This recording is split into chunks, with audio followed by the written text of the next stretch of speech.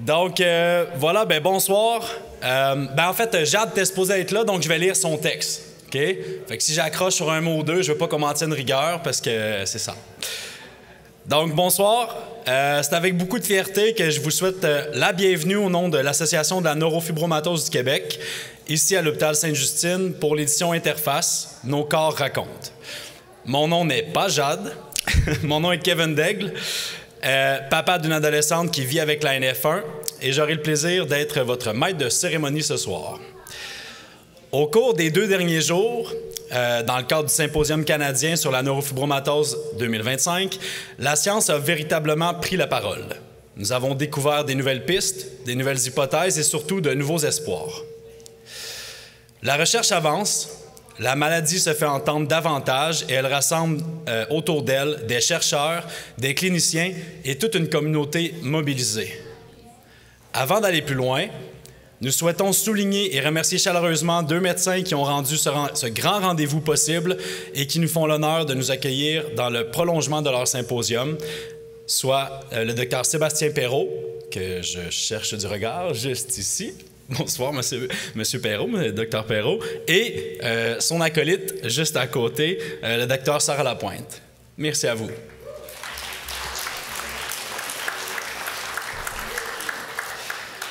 Nous sommes choyés et reconnaissants de vous savoir aussi impliqués pour faire rayonner la neurofibromatose au sein de notre communauté, au sein de notre communauté et de la communauté scientifique canadienne.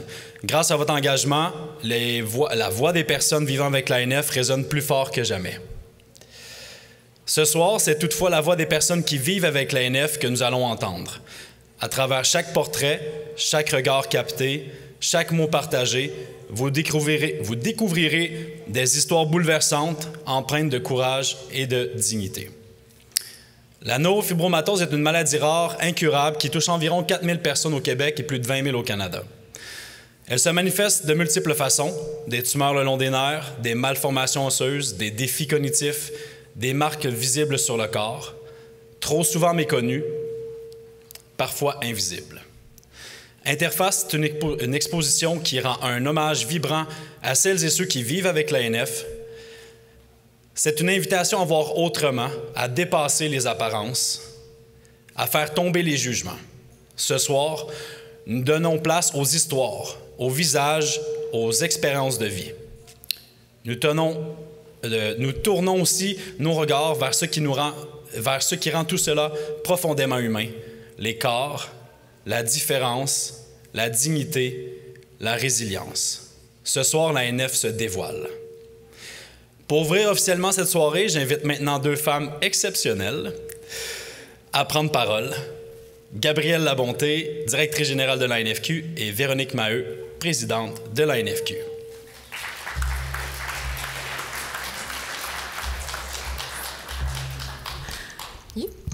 Bonsoir tout le monde. Merci Kev d'avoir accepté le poste de maître de cérémonie in extremis.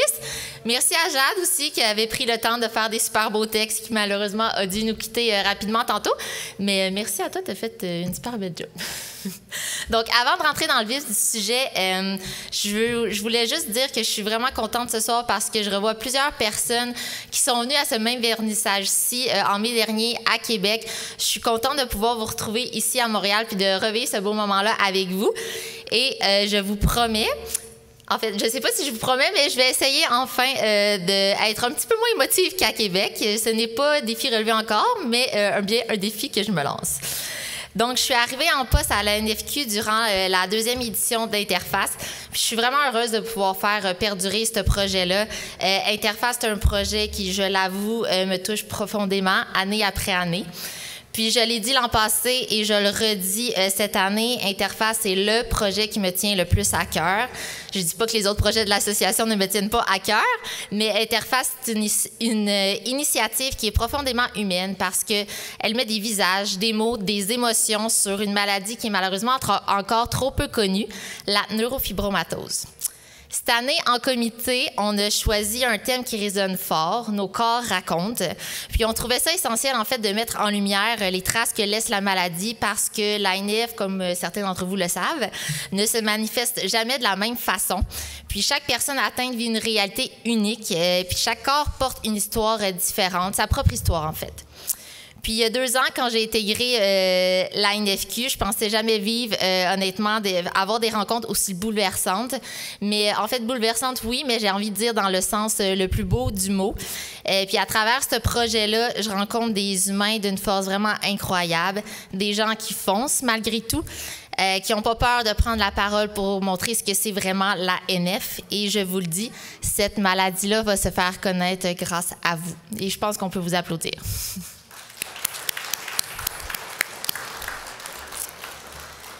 Ce soir, il y a plusieurs modèles qui ont osé faire interface qui sont avec nous dans la salle et je veux vous rendre hommage. Je sais que le thème de cette année a été quand même délicat pour certaines personnes d'entre vous, mais vous avez vraiment osé le faire. Vous êtes livrés avec vérité, vulnérabilité et surtout un très grand courage. Puis, à chaque entrevue que je fais avec vous, parce que oui, on fait le vernissage, c'est un projet photo, mais pour ceux qui ne savent pas, avec chaque modèle, on prend le temps, pendant qu'on fait les séances photo, de faire des capsules, des entrevues avec eux.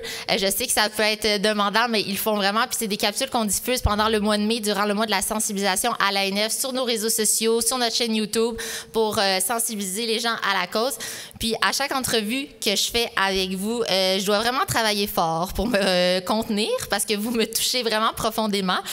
Et quand je reviens chez nous, à chaque fin de séance photo, j'ai vraiment le cœur plein. Puis c'est à ce moment-là que j'avoue que je me permets de pleurer.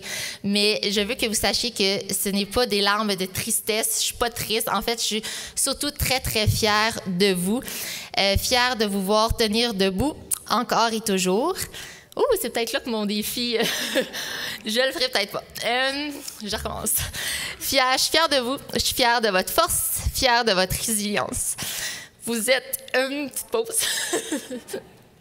Vous êtes des battants, des guerriers, des guerrières. Je vous admire sincèrement.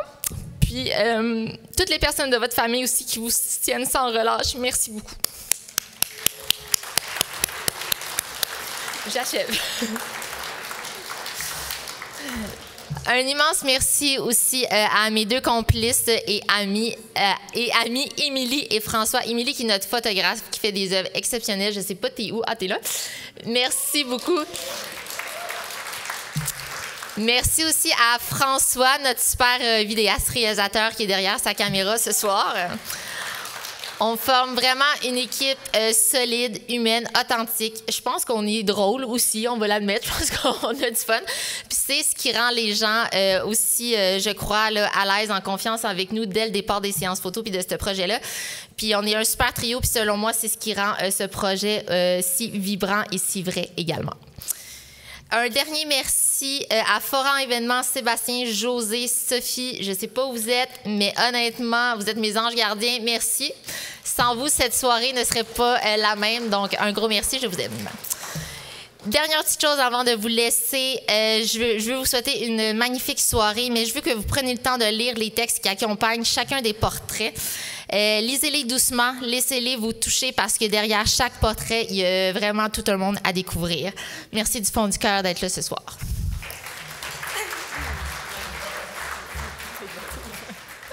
Merci, Gabrielle. Vraiment, beaucoup d'émotions dans son message à chaque année. Et puis, merci, Gabrielle, surtout pour les vidéos que tu as faites avec chacune des 27 personnes qui ont osé se mettre devant la caméra. Tes entrevues sont excellentes et ceux qui n'ont pas eu l'occasion de les écouter sont sur nos réseaux sociaux, Facebook, Instagram, YouTube. Donc, ça vaut la peine de les regarder. Moi, je suis Véronique Maheu, la présidente de l'Association de la neurofibromatose. Et puis, je suis sur le CA depuis 13 ans, c'est-à-dire depuis que mon garçon a été diagnostiqué de NF1. Et ce soir, je veux faire un rapide survol de 3 points forts que l'ANFQ a réalisés, en tout cas dont je suis témoin. Et je veux vous parler de 2 objectifs qu'on avait cette année. Donc, vous voyez qu'on est un beau groupe ce soir. Et puis, quand je suis entrée dans la NFQ il y a 13 ans, on était moins de 80 membres. Et l'objectif, c'était d'augmenter le nombre de membres pour qu'on puisse toucher le plus possible de patients à mieux connaître la maladie. Et on est rendu cette année à plus de 500 membres. Donc, on est très fiers de ça. Mais n'applaudissez pas trop fort parce qu'il en reste quand même 3500 à aller chercher. Si on y va avec les statistiques, une personne sur 2500, c'est-à-dire que c'est 4000 Québécois qui sont atteints. On en a 500. Mais on continue nos efforts. Et ce qui nous aide énormément, c'est les 5 cliniques NF qui existent au Québec. Et hier, il y avait des conférences avec les médecins. Il y en a, dans le fond, 11 qui se sont présentées à travers le Canada. Donc, 11 cliniques NF qui nous réfèrent des patients à la NFQ et puis auxquels on peut envoyer de l'information puis les outiller sur leur maladie. Donc, merci aux médecins qui s'engagent à créer ces cliniques NF-là. Vous êtes vraiment essentiels pour nous. Et je pense qu'on a une bonne collaboration. Merci. On les applaudit. Et juste vous dire que sans les patients, la recherche ne pourrait pas avoir lieu. Donc, c'est important d'être membre de l'association. Comme ça, on motive nos chercheurs à faire de la recherche parce qu'on leur dit qu'on a les patients. Et ce qu'on est très fiers, la NFQ, c'est que depuis que moi, je suis témoin, là, on a suscité la recherche sur 28 projets de recherche. Donc, c'est 300 000 $ que nous, on a contribué à la recherche au Québec. Donc, vous comprenez que plus il y a de chercheurs, plus il y a de médecins formés sur la neurofibromatose. Et cette année, un des objectifs, c'était de former le corps médical un peu plus, avoir un peu plus de médecins qui sont formés. Alors, il y a eu une conférence qui a été faite pour les médecins de famille du Québec. Elle est disponible sur leur site de formation. Et c'est avec très grande fierté que les docteurs Sarah Lapointe et Sébastien Perrault ont organisé ce 2e symposium NF. Et ils ont été vraiment victimes de leur succès parce qu'il y a plus de 50 médecins canadiens de travers de toutes les provinces qui sont venus assister à ces 2 journées de conférence-là. Ça a été vraiment très intéressant. On en retire plein de belles collaborations entre les cliniques. Puis, je pense que ça, c'est un beau nouveau départ. On prévoit peut-être faire des symposiums aux 2 ans maintenant à travers le Canada. Donc, merci à vous autres. Et le 2e objectif, c'était pour nous comme association, on voulait augmenter l'accès aux évaluations neuropsychologiques parce que vous savez qu'il y a plusieurs enfants qui ont besoin de cette évaluation-là, des jeunes adultes aussi, des adultes aussi. Alors, on a eu des rencontres cette année avec les ministères de l'Éducation, le ministère de la Santé pour présenter l'enjeu de l'accès. Et là, en attendant les solutions, on est toujours en train de discuter avec eux pour présenter l'enjeu, mais je veux vous rappeler que nous, la NFQ, on a un programme de soutien financier pour des évaluations neuropsychologiques et vous pouvez appliquer en ligne sur notre site Web si vous avez ce besoin-là. Donc, ça, c'est ce que je voulais vous dire. Et finalement, simplement vous dire que la NFQ, c'est une poignée de personnes animées par leur ténacité, puis que chacun porte en elle son propre récit de détermination. Et mon garçon, qui est rendu à 18 ans, est vraiment un exemple de cette persévérance que vous avez tous. Et il a passé à travers une chirurgie pour une tumeur cérébrale à l'âge de 10 ans. Il vit avec un trouble du langage, il a eu des difficultés d'apprentissage, mais malgré tout ça, il continue ses études postsecondaires. Et j'ai vraiment une grande admiration pour mon garçon, tout comme j'ai une grande admiration pour vous tous qui avez osé raconter votre histoire ce soir. Donc, merci à tous et félicitations. Bonne soirée.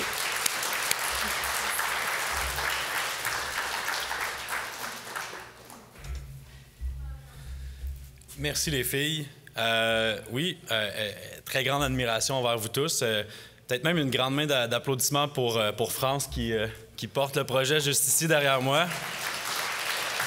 Une magnifique photo.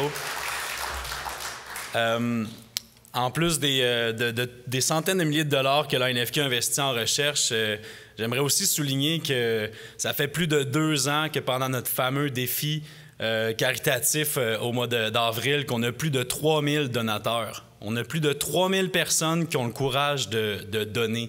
Donc, on atteint beaucoup de gens à la NFQ, puis ça, je trouve ça vraiment magnifique. Donc maintenant, derrière chaque avancée, il y a des acteurs essentiels qui travaillent souvent dans l'ombre, les chercheurs, qui, par leur passion et leur rigueur, ouvrent la voie à de nouveaux espoirs. La NFQ est fière de soutenir des projets comme ceux du Dr Jean-Philippe Brosseau, professeur à l'Université de Sherbrooke, dont les recherches explorent les nouvelles pistes pour comprendre la neurofibromatose de type 1 et ouvrir la voie à des traitements novateurs comme la thérapie génique. Donc, Dr Brosseau, je vous inviterai à venir me rejoindre.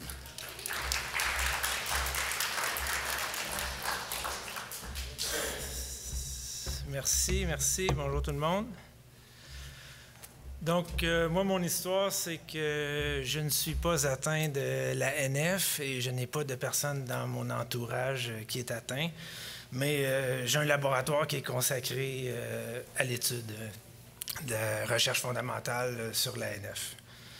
Donc, on m'a demandé de résumer un peu, de vous parler de recherche, en fait, peut-être comme un point de départ, puis après ça, je vais être disponible là, dans la foule. Là, mais donc, en 5 minutes, résumer 35 ans de recherche. Heureusement, Dr Julien Rousseau là, a fait un bon travail là, pour passer au travers de ça. Là, mais donc, pour vous illustrer un peu là, les faits saillants et les points forts. Donc, en fait, ça fait quand même assez longtemps, 30 ans qu'on connaît le gène qui cause la maladie, là, le gène de la NF1. Ça fait longtemps. Puis peu de temps après, tout de suite, on a compris là, la fonction principale de ce gène-là. Fait que c'est pas nécessairement ça le problème comme tel. C'est plus pourquoi, dans ce cas-là, si ça fait 30 ans qu'on n'a pas réussi à trouver un traitement ou pourquoi que c'est si difficile de connaître la progression de la maladie puis tout ça. Donc, après ça, ça prend un certain nombre d'outils de recherche pour être en mesure de mieux comprendre la maladie, comme par exemple avoir des lignées cellulaires ou développer des modèles animaux. Dans le cas des tumeurs bénignes, des neuroformes cutanées ou des neuroformes plexiformes, par exemple, les cellules tumorales ne poussent pas très bien, en fait, du fait qu'ils sont bénignes. Puis ça devient une difficulté, par exemple, pour les étudier parce que ça ne pousse pas bien. Donc, il y a un manque à gagner, si on veut, dans le domaine de la recherche qui nous a empêchés de faire certains progrès. Peut-être que d'autres types de cancers, si on veut, que ça leur avançait un petit peu plus rapidement. Au départ, en fait, on se demandait aussi... Les chercheurs se demandaient c'était quoi les cellules d'origine des neurofibromes, parce que le terme neurofibrome, ça vient de neuro et fibrome, donc il y a une composante un peu fibrose, fibroblaste, beaucoup de collagène, beaucoup de dépôts de matrices extracellulaires, puis la composante neuronale. Donc, au départ, ils ne savaient pas en fait, là, ça vient de c'est quoi les cellules d'origine, puis ça a quand même pris une dizaine d'années avant de clore le débat. Là, on est rendu dans les années 2000. Puis ensuite de ça, les premiers modèles animaux qui ont permis de développer, de tester des hypothèses, mais aussi de pouvoir ensuite tester les premiers traitements. Il y a eu une vague de molécules, souvent qui venaient de d'autres maladies, qui fonctionnaient dans d'autres contextes. On les a essayés dans ce contexte-là. Ça a plus ou moins marché, sauf à part l'inhibiteur de MEK qui s'est trouvé ultimement à fonctionner. Mais ça a pris quand même 25 ans là, pour développer tous les modèles, puis ensuite de ça, tester un paquet d'affaires qui n'a pas marché pour trouver quelque chose qui fonctionne. Puis à travers de tout ça, ça a pris aussi beaucoup de financement. À partir du milieu des années 90, il y a eu un gros financement du département de la Défense aux États-Unis, en fait, qui finance la recherche spécifiquement sur la NF à coups de millions à chaque année. Donc, cette année, l'année passée, ça a été coupé, là, mais cette année, il y a encore 25 millions qui est donné spécifiquement à la recherche, pas juste aux chercheurs américains, mais à travers le monde aussi. Ce n'est pas juste les chercheurs américains qui peuvent en bénéficier. Donc, il y a aussi la famille Gilbert là-bas qui qui sont des millionnaires de Détroit qui ont ramassé qui ont monté des fondations, puis maintenant qui donnent beaucoup pour la thérapie génique. Alors, il y a le financement, il y a l'expertise des chercheurs, il y a les ressources, l'équipement, une question de timing là-dedans. Mais on est vraiment, je pense, dans une belle vague où tout ça est un peu réuni. Fait que j'ai quand même bon espoir que la recherche avance bien dans le futur. Pour ma part, j'ai comme 2 projets forts là, dans mon laboratoire en ce moment. J'essaie de développer une thérapie génique pour l'ANF. En ce moment, j'ai des modèles animaux qui récapitulent des tumeurs bénignes. Puis on tente de faire réexprimer le gène de l'ANF1 par différentes façons pour pouvoir normaliser les tissus. Puis à date, ça fonctionne relativement bien, là. Puis il y a un autre aspect de mon laboratoire qui cherche à comprendre pourquoi les neuroformes cutanées restent bénins, là, qui ne progressent pas vers des tumeurs malignes, comme c'est le cas d'un certain pourcentage des plexiformes. Et puis, si je réussis à comprendre qu'est-ce qui fait en sorte que dans ces tumeurs-là, il y a des processus, c'est comme s'il y a des processus qui supprimeraient là, l'invasivité puis l'agressivité de ces tumeurs-là, bien, ça va nous permettre de... Ces concepts-là, en fait, pourraient nous permettre d'envisager des nouvelles types de thérapies. Puis dans le financement, bien sûr, j'ai été financé aussi par la NFQ. Puis c'est des montants qui sont significatifs parce qu'après ça, une fois obtenu ce financement-là, bien, ça m'a permis d'aller chercher des plus gros financements, etc. pour le laboratoire. Donc, même si ça peut paraître des plus petits montants, c'est quand même des montants souvent qui ont un gros effet de levier. Fait que tout argent est important, en fait, là. C'est ça que je veux dire. Donc, je vais rester, là, si jamais vous voulez me parler, ça va me faire plaisir de tenter de répondre à vos questions, de vous jaser. Merci pour l'invitation.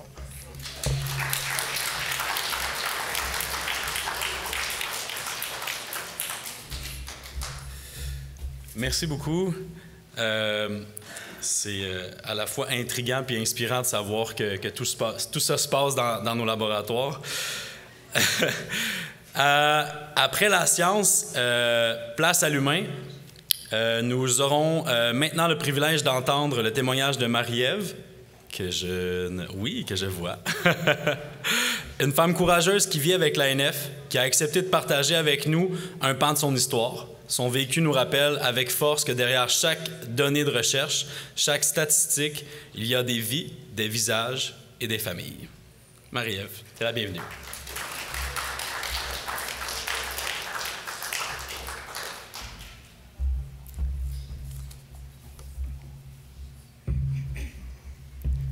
Je suis un petit peu plus petite. OK. Bonjour, je m'appelle Marie-Ève, j'ai 23 ans et je suis atteinte de la NF1. Je viens de la région de l'Outaouais et je suis ici aujourd'hui pour vous partager mon expérience personnelle avec la neurofibromatose avant et après mon diagnostic. J'ai été diagnostiquée à l'âge de 16 ans, un moment clé dans mon parcours. L'objectif de raconter mon histoire est de démontrer l'importance d'un diagnostic à un jeune âge pour éviter de traverser des expériences difficiles comme la mienne. Lorsque je repense à mon expérience avec la maladie, je peux dire avec confiance que j'ai commencé à avoir des symptômes en 2017 à l'âge de 15 ans. Lors de mon enfance et mon adolescence, j'ai pratiqué la danse compétitive et à la fin de ma dernière année, j'ai commencé à sentir une certaine douleur dans ma jambe droite lorsque je faisais certains mouvements et je n'étais pas aussi flexible qu'auparavant, comme si quelque chose dans ma jambe me bloquait à effectuer les mouvements à mon plein potentiel. Dans le temps, je ne m'inquiétais pas trop. Je croyais que je m'étais étiré quelque chose dans la jambe. Mais maintenant que j'ai vécu ce que j'ai vécu, je sais exactement ce qu'était le problème. J'ai commencé à avoir des douleurs constantes, comme un pincement qui brûle du genou au pied. Excusez-moi. J'ai perdu. Je vais chercher.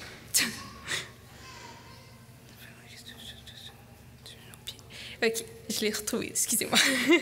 Et avec le temps, une bosse a commencé à apparaître en arrière de mon genou droit.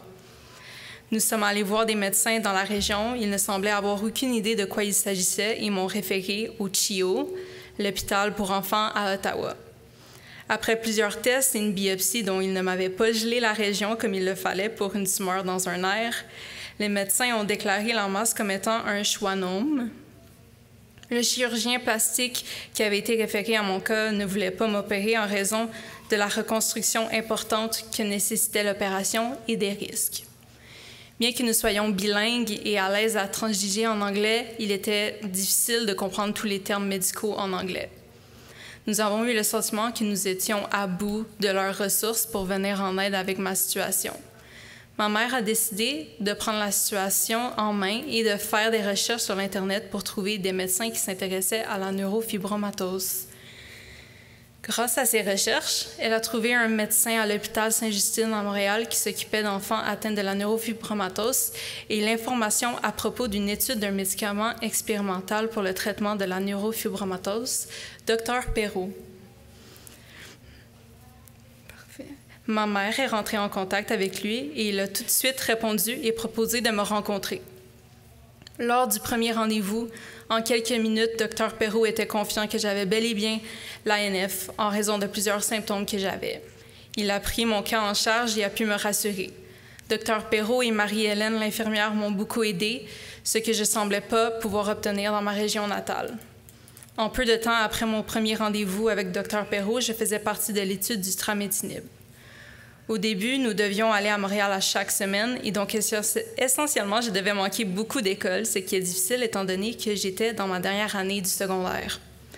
Tout au long de l'année, mon école et mes professeurs étaient très compréhensifs et soutenants de ma situation et s'assuraient que j'étais à jour dans les notions apprises lorsque je devais m'absenter. Grâce au tramétinib, je n'avais plus de douleur et donc j'étais beaucoup moins épuisée. Malgré mes nombreux rendez-vous médicaux, j'ai pu participer au voyage de finissante de mon école en Europe et à la cérémonie de diplôme, j'ai obtenu un méritos de l'élève la plus persévérante.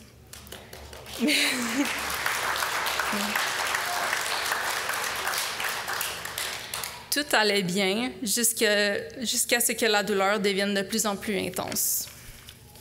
Après une certaine période, le traitement expérimental était fini et la tumeur était tout aussi grosse qu'au début et même un peu plus grosse. En arrêtant le tramétinib, la douleur est revenue et même en prenant des médicaments pour la douleur dans les nerfs, la douleur n'arrêtait pas. Nous avons constaté aussi des changements dans la tumeur, dans les tests IRM et PET scan qui n'étaient pas rassurants. C'est à ce moment que Dr. Perrault m'a présenté Dr. Isler. Celui-ci m'a présenté une nouvelle option qu'on avait écartée depuis la rencontre avec le chirurgien plastique à CHIO, une opération. Lors de notre rencontre, il m'avait demandé quelle est ta qualité de vie. Dans ce temps, j'étais au cégep et si je n'étais pas dans un cours, j'étais couchée dans mon lit en douleur. Il m'a expliqué les conséquences que cette opération pourrait avoir, mais qu'au final, ma qualité de vie serait énormément meilleure de ce que j'avais au moment de notre rencontre. Il n'y a pas fallu beaucoup pour me convaincre. J'ai eu confiance à ce qu'il me disait très rapidement.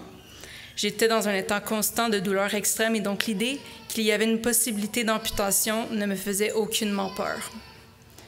Dr. Isler a décidé de me faire une biopsie pour déterminer les prochaines étapes pour faire l'opération. Les résultats ont démontré que la tumeur était devenue cancéreuse. Il m'a suggéré de faire 4 semaines de radiothérapie avant l'opération pour diminuer la grosseur de la tumeur et faciliter l'opération. Bien évidemment, les traitements de radiothérapie sont à Montréal et j'habite à Gatineau. Donc, nous avons dû trouver un Airbnb dans les alentours de l'hôpital pour que je puisse faire les traitements. Donc, nous habitions temporairement à Montréal pendant 1 mois et à chaque fin de semaine, on revenait à Gatineau pour que mes parents puissent alterner. Et mon travail dans le temps, je donnais un chiffre le samedi pour me permettre de récolter un peu d'argent. Pendant la semaine, je faisais mes traitements de radiothérapie tout en suivant mes cours d'université en ligne, étant donné que j'étudiais à l'Université d'Ottawa. C'est en avril 2022, quelques semaines après la radiothérapie, que mon opération s'est déroulée, en plein milieu de mes examens finaux. Ceci m'a pris beaucoup de discipline pour m'assurer de remettre mes travaux et faire mes examens tout en me préparant pour une opération dont nous ne savions pas vraiment comment celle-ci allait se dérouler. Finalement, l'opération avait été plus complexe que prévu. La tumeur cancéreuse semblait être intégrée dans mon nerf sciatique et donc la seule façon de l'enlever complètement a été de couper mon nerf, me laissant avec un pied tombant. Grâce à ma détermination, je n'ai pas eu de difficulté à m'adapter à ce nouveau mode de vie. J'ai dû changer ma façon de marcher pour ne pas m'enfarger dans mon pied, m'habituer au manque de sensation d'une partie de ma jambe. Le fait que j'ai encore ma jambe au complet aujourd'hui est, selon moi, un miracle, considérant que Dr. Isler m'avait mentionné que si nous avions attendu un peu plus longtemps, ça aurait été une amputation, ce qui est tout un autre défi de réhabilitation qu'un pied tombant. J'étais tellement soulagée de savoir que la tumeur qui m'avait causé tant de misère et de difficultés n'était plus dans ma jambe et que je pourrais possiblement vivre une vie qui est moins misérable de ce que je vivais avant l'opération. Cependant, en 2023, un peu plus d'1 an après l'opération, après un IRM, nous avons vu une nouvelle masse apparaître dans la même région que la première. Comparativement à la première fois, nous avions pris connaissance de la tumeur bien avant qu'elle prenne une grosseur significative et donc les risques des conséquences de l'opération étaient beaucoup plus minimes. Malgré toutes ces épreuves médicales, j'ai réussi à graduer du secondaire, du cégep et maintenant de l'université. J'ai participé à mon voyage de finissante au secondaire et à des voyages de famille. J'étais déterminée à continuer à vivre et je ne voulais pas que la maladie m'empêche d'atteindre mes objectifs. En regardant tout ce que j'ai vécu, je crois qu'il est important de sensibiliser la population et les professionnels de la santé sur la neurofibromatose. Je crois sincèrement que si j'aurais été diagnostiquée et suivie plus jeune, ce que j'ai vécu aurait pu être évité ou être contrôlé beaucoup plus tôt. Là est l'importance que cette maladie soit connue partout dans le système de santé au Québec, peu importe la région. Le fait que certains doivent se déplacer des heures à l'extérieur de leur région pour avoir leur diagnostic et les traitements nécessaires pour leur situation médicale est problématique, considérant que ce n'est pas tout le monde qui a les ressources pour le faire. Je peux vous garantir aussi que ce n'est pas seulement au Canada qu'il y a des personnes atteintes de la neurofibromatose. Je peux imaginer le nombre de personnes dans le monde qui se trouvent dans des pays moins développés où le système de santé ne peut pas leur venir en aide. Nous devons donc continuer à en parler, non seulement sensibiliser les personnes au Québec et au Canada, mais aussi à l'international. Je vous remercie de m'avoir écouté et j'espère que mon histoire vous a touché, mais vous a aussi inspiré et vous a démontré la persévérance et la détermination qu'une personne qui a la NF peut avoir au travers des défis médicaux. Merci.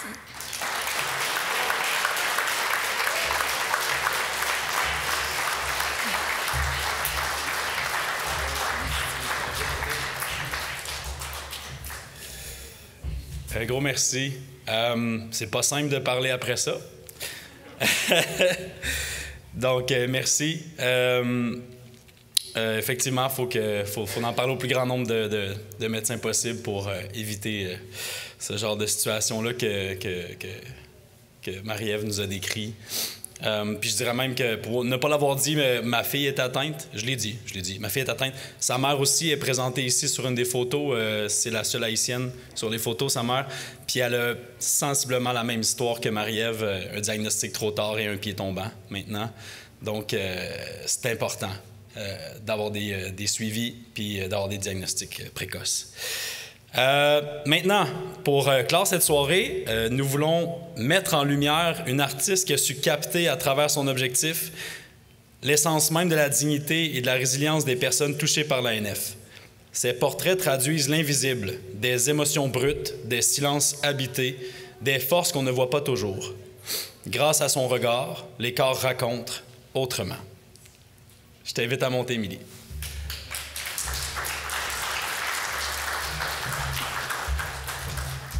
Merci, Jade, pour cette belle présentation. Tu as vraiment choisi des beaux mots pour me présenter. Bonsoir à tous. J'aimerais commencer en remerciant d'abord les 27 modèles de cette année. J'aimerais ça d'ailleurs que tous celles et ceux qui sont là ce soir, vous montiez, bien pas montiez sur scène, mais vous venez juste ici. Je vois qu'il y en a, pas les 27. Raphaël, ça te tente au bout, je le vois. Raphaël, je l'ai connu il y a 4 ans. Enfant versus ado. Applaudissez-les parce que c'est eux les vedettes. Oh, tu veux venir avec moi, c'est ça? Juste ici? OK. C'est venez. Il en reste, non? Vous pouvez monter sur scène avec moi. Il en manque des gênés. Bon, quand l'équipe de l'expo... Ah, la photographe dit de vous approcher. Tu veux qu'il soit plus proche de l'autre bord, équilibré. Tu veux quoi? Non, c'est bon. Tu veux parler? Tu veux-tu parler? Tu veux-tu juste dire ton nom? Ouais. Vas-y. Je m'appelle Raphaël. Est-ce que Raphaël, tu te souviens, elle est où ta photo? À peu près? Elle est juste là, derrière les jumeaux qui avaient fait un speech l'année passée. Non? Oui, elle est juste là. Est-ce que tu as aimé ça, te faire prendre en photo? Ouais. Oui? Tu diras pas de quoi on a parlé, hein, pour te faire rire? Non. Je me dis d'autres choses. Tu veux dire d'autres choses? Vas-y. Je ne peux dire. Qu'est-ce que tu peux dire? Tu pourrais dire pour... de quoi tu te souviens de la séance photo qu'on a fait ensemble? Hein? Est-ce que tu te souviens de la séance photo qu'on a fait ensemble? Ouais. Oui. Est-ce que tu as aimé ça? Ouais. Est-ce qu'on a chanté? Ouais. Oui. Est-ce qu'on a fait des blagues? Non. Oui. Non? Non, Ouais. on ne dit pas ça, c'est entre nous. Puis là, depuis la séance photo, tu as des nouvelles lunettes? Pourquoi il a fallu que tu achètes des lunettes? Parce que je voyais mon pas. Parce que tu vois pas bien de ce côté-là? Puis est-ce que tu vois mieux depuis que tu as tes lunettes? Ouais. Oui. Tu peux colorier maintenant? Ouais. Oui, c'est ça que papa m'a dit. C'est qui elle? C'est qui elle? C'est elle qui vient... C'est celle qui vient juste de parler. Elle est belle, hein? Tu peux aller à côté d'elle, si tu veux? Non. Non? Est-ce que je continue ce que je voulais dire ou tu veux que tu as d'autres choses à raconter? Pas. Non? OK. Alors, quand l'équipe de l'exposition, on a brainstormé pour le concept de l'exposition de cette année, l'idée de photographier les traces de la maladie et surtout l'histoire derrière ces traces a rapidement été le concept qui est retenu. Ça va? J'ai d'abord douté en me demandant si c'était pas un peu superficiel de mettre de l'avant les marques uniquement visuelles de la neurofibromatose sur vos corps. Puis, je me suis rappelé des discussions que j'ai eues avec les modèles des 3 dernières années, puis j'ai réalisé à quel point c'était plutôt une idée riche parce qu'elle englobe plusieurs sous-couches. À commencer par l'importance d'être confronté à des corps qui parfois ne rentrent pas dans les standards de la société et qui sont pourtant parfaits tels qu'ils sont. C'est super important pour moi que les photos ne soient pas graphiques. C'était super important, bien ça l'est encore, et n'aient pas l'air de photos médicales. Je voulais photographier les traces de la neurofibromatose que la neurofibromatose a laissées sur vos corps de manière sensuelle et magnifique parce que c'est réellement comme ça que je les vois. Aussi, cette idée des traces sur le corps est riche parce que derrière chaque trace se cachent des histoires uniques qui font partie de vos parcours autant uniques, comme on vient d'entendre le tien, puis comme vous pouvez lire, chacun est différent. Je tiens à faire quelques remerciements à des personnes importantes dans cette aventure. Merci à Gabrielle, directrice générale de la NFQ. Merci de partager des rires et des larmes, d'être une super cheerleader, puis de me rassurer quand je doute. Tu es une super femme et une maman inspirante et maintenant une amie précieuse. Merci aussi au conseil d'administration, qui en a plusieurs ici ce soir, pour votre confiance renouvelée depuis 4 ans, puis d'avoir été touché par le concept de cette année. Merci à mon amoureux François qui a fait les 26 entrevues, puis qui est ému par vos histoires quand on en jase à nos retours des séances. Comme Gabrielle, c'est quand on revient qu'on braille. Merci d'embarquer toujours dans mes projets, même quand ça te sort de ta zone de confort. Merci de ne jamais me dire que je suis étourdissante avec toutes mes idées et de toujours m'encourager. Merci à ma grande fille Clara, qui ne pouvait pas être là ce soir, qui a assuré l'accueil et puis le respect de l'horaire. Elle est vraiment meilleure que moi là-dessus. Lors des journées de shooting, elle est toujours sensible aux autres, empathique et curieuse des réalités des gens. Elle est une super porte-parole de la NFQ. Tous ses amis à l'école, tous et toutes, on peut plus dire ça, tous ses amis à l'école, connaissent la neurofibromatose, puis connaissent vos réalités. Elles m'encouragent toujours, puis me félicitent de vivre de ma passion, même quand c'est difficile. Merci à mes parents qui sont à Québec, puis qui me font jamais sentir que je suis trop ou pas assez. Ils sont toujours là pour moi puis mes projets, puis c'est eux qui se sont proposés encore une fois pour corriger les sous-titres des 26 entrevues, qui est une méchante job. Finalement, merci aussi, bien c'est ça inclut mes parents aussi, ma tante qui est là ce soir, mon amie d'enfance qui m'encourage tout le temps, même si je peux pas venir au souper quand je fais des projets comme celui-ci, qui m'encourage depuis que je suis tout petite à faire mes projets. Finalement, merci à vous, les 27 modèles de cette année. Merci d'avoir accepté de vous montrer vulnérable en me laissant photographier vos corps. Je sais à quel point c'est difficile de se faire photographier, point, puis encore plus quand il s'agit d'un sujet qui vous rend vulnérable. Votre désir de raconter votre histoire puis de briser les tabous m'a tellement inspirée. Je revenais de mes journées remplies de toutes vos confidences et de nos échanges. Je suis tellement reconnaissante que vous m'ayez partagé vos douleurs et vos fiertés.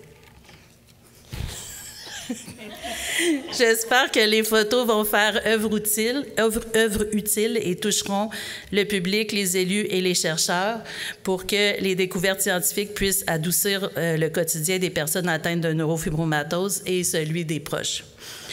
Se réapproprier notre corps et les traces que la maladie a déposées, notre corps qui a parfois été charcuté ou reconstruit pour sauver la vie. Nos corps porteurs des épreuves qu'on a traversées méritent d'être célébrés et montrés. Puis finalement, c'est pas superficiel, c'est profond et puissant. Merci à toi. Merci, t'avais même pas dit. Bravo. Tu voulais-tu parler ici? Non.